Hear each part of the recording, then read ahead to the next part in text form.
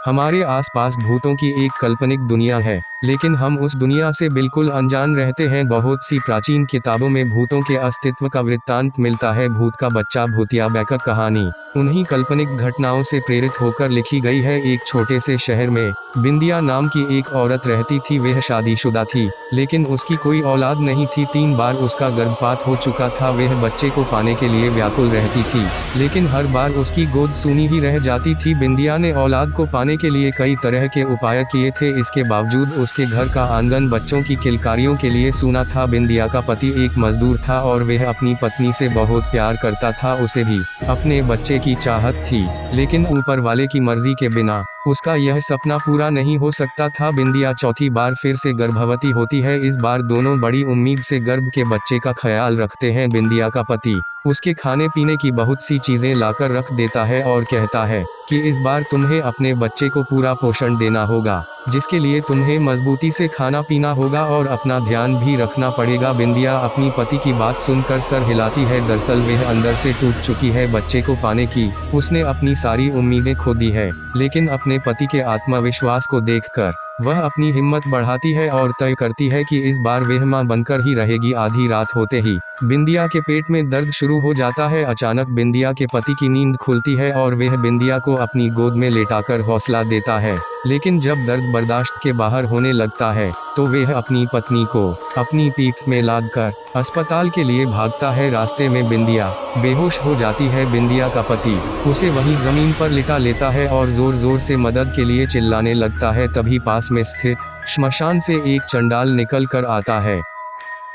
उसके हाथ में एक पानी का ग्लास होता है। वह आते ही बिंदिया के चेहरे में पानी छिड़कता है। बिंदिया धीरे धीरे अपनी आंखें खोलती है। तभी बिंदिया की प्रसव पीड़ा बढ़ने लगती है। बिंदिया का पति उसे जोर से पकड़ लेता है और उसका हौसला बढ़ाने लगता है। श्मशान का चंडाल अपने कपड़ों से राख निकाल कर बिंदिया के पेट में लगाता है, जिससे बिंदिया की तकलीफ शांत हो जाती है और कुछ ही पल में एक बच्चा पैदा होता है। लेकिन काफी देर तक जब बच्चे में कोई प्रतिक्रिया नहीं होती तो बिंदिया रोने लगती है, क्योंकि यह बिंदिया का चौथा बच्चा था जो पैदा होते ही उसे छोड़ गया। बिंदिया का पति बच्चे की मौत से दुखी हो जाता है, लेकिन वह अपनी पत्नी के सामने अपना दुख व्यक्त नहीं करता। तभी उसकी नज़र चंडाल पर पड़ती है। चंडाल हाथ जोड़कर आंख बंद किए हुए कोई मंत्र पढ़ रहा होता है। अचानक बिंदिया के बच्चे की आंख खुल जाती है और वह किलकारी मारकर रोने लगता है। बच्चे की किलकारी सुनते ही बिंदिया और उसके पति अपने बच्चे को गले से लगाकर चूमने लगते हैं। कई सालों बाद उन्हें संतान का सुख प्राप्त हुआ था। दोनों श्मशान के चंडाल को धन्यवाद देते हैं और उसके चरणों में गिरकर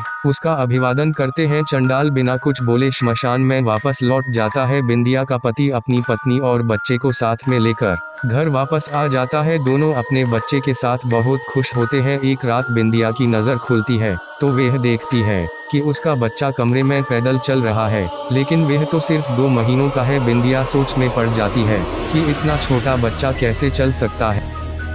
वह अपने पति को जगाती है, लेकिन गहरी नींद में होने की वजह से वह नहीं उठता। बिंदिया डरते हुए अपने बच्चे को गोद में उठाकर बिस्तर पर लेटा लेती है, लेकिन उसके मन में डर की दस्तक हो चुकी थी। सुबह होते ही वह अपने पति से रात की बात बताती है। बिंदिया के पति को उसकी बात पर भरोसा नहीं होता। उसे लगता है बिंदिया ने कोई सपना देखा होगा और उसी को सच मान बैठी है। वह बिंदिया को समझाता है और अपने काम में चला जाता है। अपने पति के जाते ही बिंदिया अपने बच्चे को पालने में लेटाकर घर के काम करने लगती है। घर के काम के बाद बिंदिया अपने बच्चे को दूध पिलाने के लिए उसके पास जाती है और वह डर जाती है जब अपने बच्चे को खून से भिड़ा हुआ मुर्गे के पंखों के साथ खेलते देखती है। तभी पड़ोस की महिला बिंदिया के घर आती है और कहती है, मेरा मुर्गा नहीं मिल रहा है, क्या तुम्हारे घर में आया है? बिंदिया कुछ नहीं समझ पा रही थी। उसका दिल मानने को तैयार नहीं था कि इतने छोटे से बच्चे में इतना बड़ा मुर्गा खा लिया था। वह अपनी पड़ोसन से झूठ कह देती है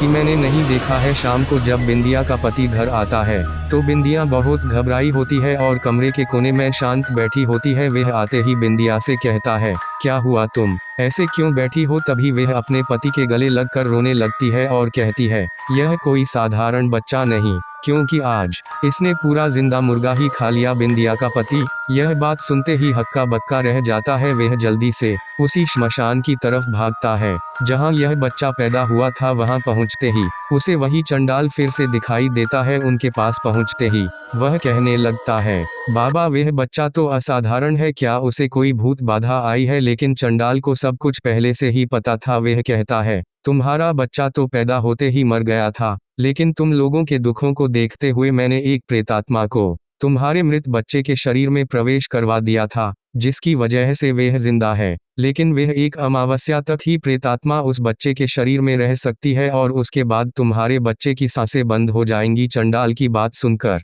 वह उनसे इस समस्या के समाधान पूछता है कि यह तो तुम्हारे कष्टों की शुरुआत है। अगर वह बच्चा तुम्हारे घर में रहा तो हर दिन तुम्हारे घर में मौत का तांडव होगा, क्योंकि यह भूत का बच्चा है। लेकिन यदि बच्चे की माँ श्मशान में सारी रात उस बच्चे के साथ भूतिया साधना करें तो तुम लोगों की जान बच सकती है। बिंदिया का पति अपने घर पहुंचकर अपनी पत्नी को सारी बात समझा देता है, लेकिन वह अपने बच्चे से जुदा नहीं होना चाहती। वह कहती है, जब तक मेरा बच्चा मेरे साथ है मैं उसे जानबूझकर अपने से अलग नहीं कर सकती, भले यह मेरी जान ही क्यों न ले ले। बिंदिया के पति को अंदाजा था कि उन्होंने बहुत बड़ी आफत पाल ली है। वह मन में तय करता है कि जब बिंदिया सो जाएगी तो वह उसके बच्चे को उससे अलग कर देगा। बिंदिया का पति रात होने का इंतजार करने लगता है।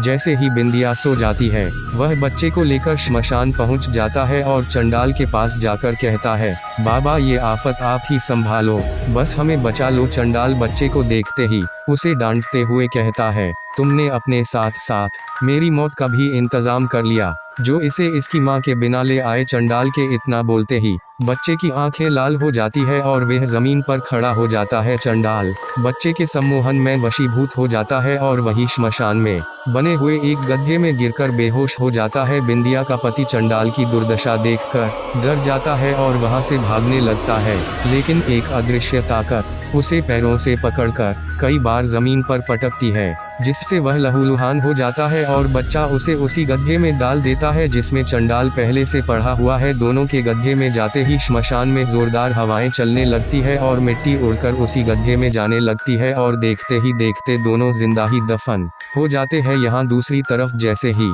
बिंदिया की नींद खुलती है उसका बच्चा उसके बगल में लेटे हुए मुस्कुरा रहा होता है, लेकिन बिंदिया के पति का कुछ पता नहीं चलता हुआ है। वह रात भर अपने पति का इंतजार करती रहती है और इसी के साथ कहानी का पहला भाग समाप्त हो जाता है।